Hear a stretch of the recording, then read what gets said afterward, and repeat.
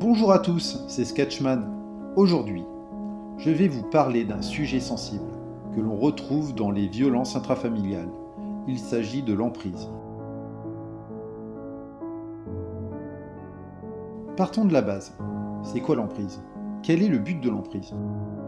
Alors, l'emprise dans un couple est une manipulation mentale où un partenaire exerce un contrôle psychologique sur l'autre. Le but est d'entraîner une dépendance affective et une perte de liberté chez la victime, rendant difficile toute tentative de sortir de cette situation. Tout commence par un couple qui s'aime, mais pas forcément de la même définition du mot amour. Ce couple est composé d'un dominant, l'auteur, et d'un dominé, la victime.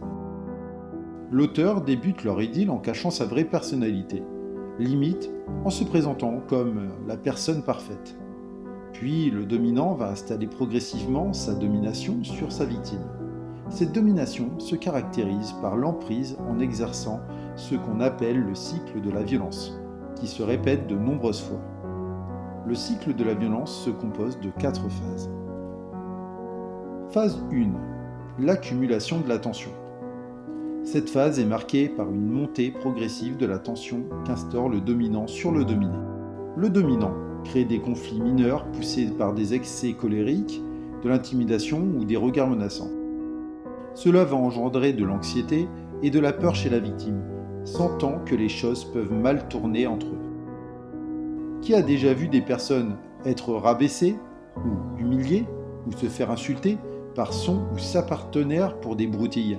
Eh oui, ça peut commencer comme ça. Phase 2. L'explosion. La tension accumulée atteint un point culminant et se manifeste par un épisode de violence aiguë de la part du dominant. La violence peut prendre tout type de forme, verbale, physique, psychologique, sexuelle et même économique.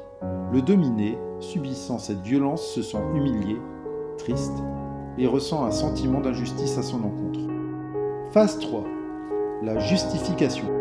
Après l'explosion, le dominant va justifier ses actes. Il va tenter de minimiser son acte.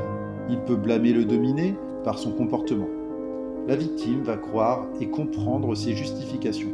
Elle va douter d'elle-même et de sa propre perception. Elle va se sentir responsable. La colère du dominé va disparaître pour laisser place à la culpabilité. Mais bien sûr que c'est de ta faute. C'est toi qui m'as obligé à faire ça. Je ne voulais pas, mais tu m'as poussé à bout. Phase 4. La lune de miel. Dans cette phase, le dominant prend conscience de son geste. Il peut montrer des remords, peut même demander pardon et peut promettre de changer. Il peut montrer des remords. Il aura un comportement particulièrement attentionné et affectueux, donnant de l'espoir au dominé que la violence ne se reproduira pas. La victime va culpabiliser d'être victime et va penser que tout est de sa faute. Elle donnera raison aux allégations du dominant et se donnera tort. Le dominé valorisera le dominant. Malheureusement, sans intervention, le cycle de la violence tend à se répéter avec, souvent, une intensité croissante de la violence. Pour conclure, je n'ai pas grand-chose à dire, à part que l'on ne doit pas porter de jugement sur les victimes de vif, enfermées dans un cercle vicieux manipulé mentalement par leurs agresseurs.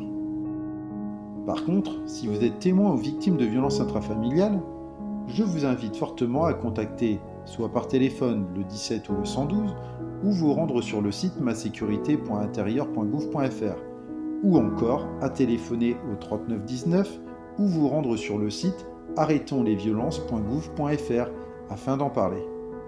Voilà, j'espère que cette vidéo vous a plu. N'hésitez pas à laisser un commentaire, à vous abonner et à liker la vidéo. Je continuerai à poster des vidéos ludiques de ce type. Je vous dis à bientôt. Bye.